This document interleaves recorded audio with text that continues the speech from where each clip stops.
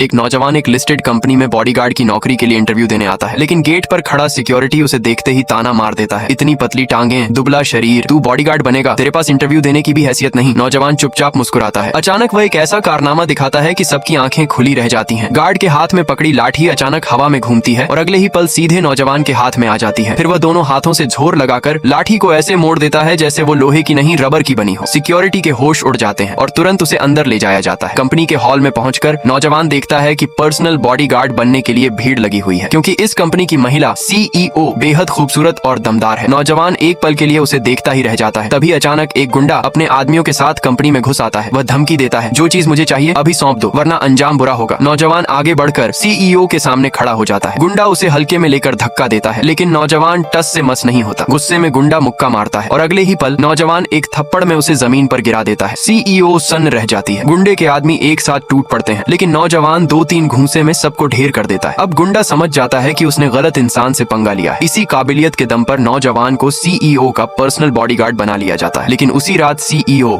उसे अपने घर चलने को कहती है, क्योंकि एक दुश्मन परिवार शादी के बहाने उसकी कंपनी की खास टेक्नोलॉजी हथियाना चाहता है। घर पहुंचते ही नौजवान ढाल बनकर खड़ा हो जाता है, लेकिन जब दादा को पता चलता है कि वह सिर्फ एक बॉडीगार्ड है तो वे गुस्से में उसे निकालने को कहते हैं। तभी दुश्मन अपना सबसे ताकतवर फाइटर भेजता है, लेकिन नौजवान सिर्फ एक घूंसे में उसे खड़ा होने लायक नहीं छोड़ता। अचानक दादा की तबीयत बिगड़ जाती है। डॉक्टर बुलाए जाते हैं, लेकिन कोई इलाज नहीं कर पाता। नौजवान आगे बढ़कर कहता है, अगर अब भी इलाज नहीं हुआ तो देर हो जाएगी। दूसरे नहीं बचा सकते, लेकिन मैं बचा सकता हूँ। सब उसका मजाक उड़ाते हैं। फिर वह सिल्वर नीडल्स निकालता है और एक रहस्यमयी तकनीक से इलाज शुरू करता है। कुछ ही देर में दादा की आंखें खुल जाती हैं। सब दंग रह जाते हैं। अब लोग सवाल करते हैं, इतनी ताकत और हुनर होते हुए तुम बॉडीगार्ड क्यों बने? नौजवान शांत स्वर में कहता है, मैं किसी को ढूंढने आया हूँ। उधर दुश्मन एक मशहूर फाइटर आयरन कैनली को लेकर आता है, लेकिन जैसे ही वह नौजवान को देखता है घुटनों पर गिर जाता है। गुरुजी! सबके होश उड़ जाते हैं और तभी सब समझ जाते हैं, यह नौजवान कोई साधारण बॉडीगार्ड नहीं बल्कि एक छुपा हुआ तूफान है जो अब पूरे शहर को हिला देगा।